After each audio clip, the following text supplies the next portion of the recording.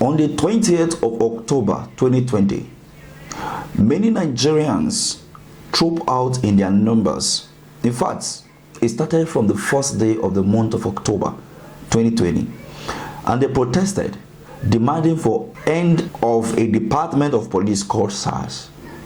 Police brutality in Nigeria at this point in time was at the highest level. Literally in Nigeria at a time, even up to date, every 2 to 3 families experience police brutality, especially in the South and Southeast, Southwest region.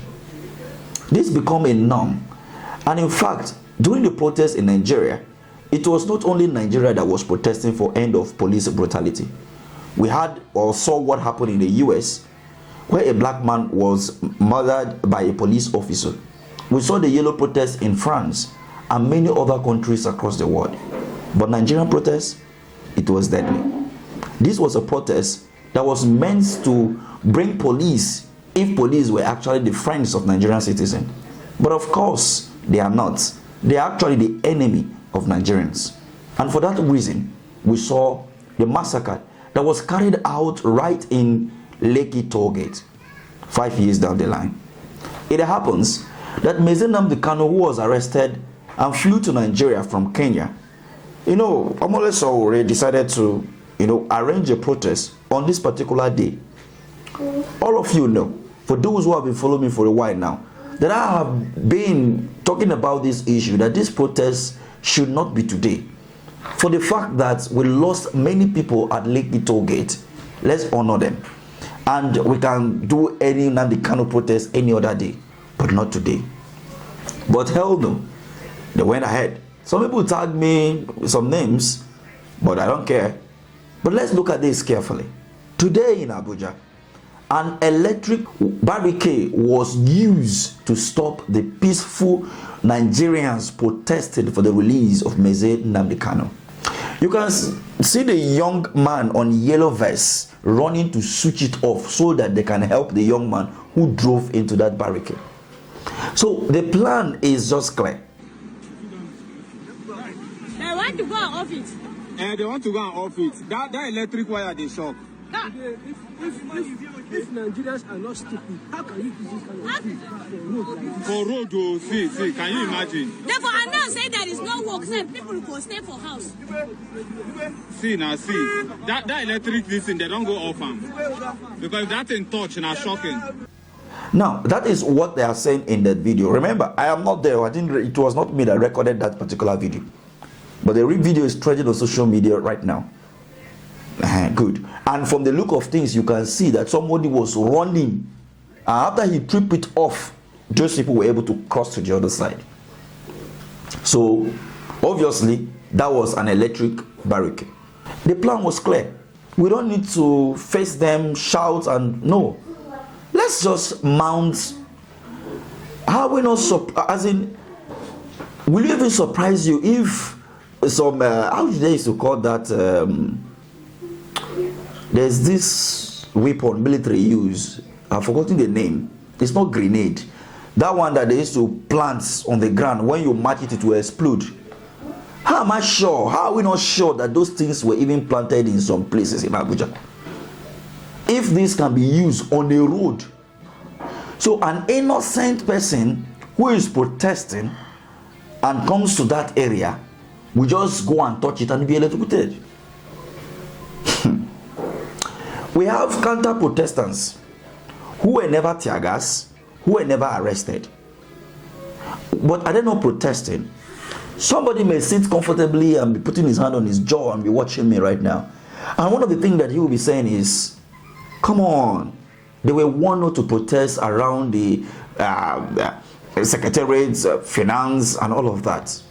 They were warned not to go close to Aso Villa. They were warned not to go to Betama. Hello? What about the journalists that were harassed? What about the New Central journalists that were attacked? No, take a look now.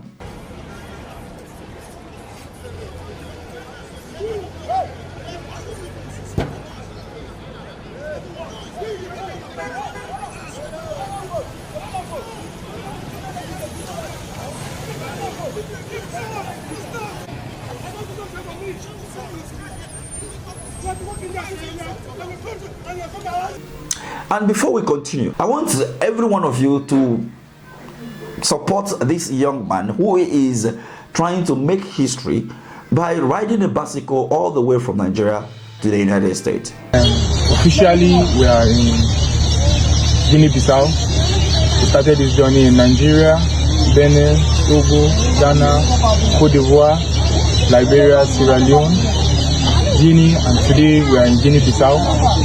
So like we normally do in every country we get to, I'll be removing the flag of Guinea-Conakry, and then we hoist the flag of Guinea-Bissau. You could remember that a year ago, he did the same thing from Benue State to Lagos to honor the video, and we saw everything that happened that period. Now, he's on his way to the United States and to bring awareness to the youths, to young Nigerians, and to all the people that are passing through one or two issues. Anyway, I dare to bring this young man to my platform today, and I'll continue to do so for every one of us to support him by sharing his videos and updates from his social media platform. Feel free to follow him. Thank you. The journalists that were attacked today during the protests at the finance breach, what happened to them? Were they part of the protestants? Are journalists not allowed now to carry their cameras and cover the situation and report accordingly? But I'm not surprised anyway, because if you look back 5 years ago, Nigerians were protesting peacefully. In fact, many people received a scholarship. Many people were sponsored for medical trip as a result of that EndSARS protest. So many things happened during that protest. And what happened at the long run? We saw the CCTV camera being removed, and what followed this was the use of live ammunition, when many people were injured and few were confirmed dead. The government debunked it, but later they admitted. Until today, people are still debating as to whether people died or not, which is so shocking. But you know, seeing them going after journalists is to make sure that there is no any single footprints of their evil planned action. That is it. You can say that every time they keep talking about regulating the social media and all of that, because the mainstream media will tell you what you want to know, what they want you to know, not exactly what is going on. And that was the reason why I said in my previous video that when the government say, hey, just run for your life, when they say 10, that may be 15 or even less than the 10 in the first place, because we have seen it in the past where they say A and eventually it was not A, it was B. So the issue of trust is no longer there in this country with the current administration or with the APC-led governments since 2015. So this action from the Nigerian police or whoever gave the command shows that what happened in Lekki Tollgate, this is just the confirmation. If they deny that one, will they deny this one? No, let's think about it. Will they deny this one too? It's a pity that Nnamdi Kanu's brother and his lawyer was arrested and they were made to write statements. You know, I have said this thing. When Sowore was running this morning, when they were throwing tear gas, after he was telling the soldiers and the police that they shouldn't throw them tear gas, they're just exercising their rights, close to Transcorp Hilton in Matama. Many were saying that you were carrying people on the run. But I want you to watch that video closely and decide for yourself what you observe. I will make no comment to my thoughts. Anything I believe about that video, I won't say anything about it. Anything you feel like to say or think is up to you. Because I have been talking since. I don't believe in this movement. I don't believe it. In as much as I like Sowore's courage, many see him as a CIA asset. I don't care. Are we having those challenges? Yes. Why are we protesting? Because of those challenges. Right? And why must we protest is another question. Some specific days of the protest is another thing. And lastly, is there genocide in Nigeria? Yes. Why are they not protesting for that one? I don't know. So you see, so maybe wake up tomorrow morning and say, okay, we are protesting for this. We have seen him lead a lot of, we see police and the rest.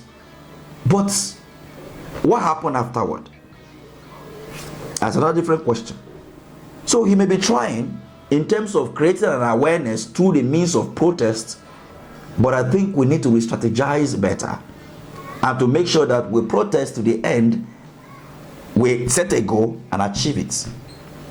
Being resilient and making sure that yes, we achieve this goal. That is what I believe in. But the Nnamdi Kanu protest is something that should have happened a week ago. Not today. Exactly. Not today. These are my opinion and the updates from today's protest. I don't think there is any form of casualty except for the young man who was going to work and a tear gas landed on him. So sorry for him, but it is what it is. If I were you, I should just mind my business and stay in my house. You either join the protest or you stay back at home, because going to work or going to run your business is zero, because you won't be able to do any of this. Thank you for watching.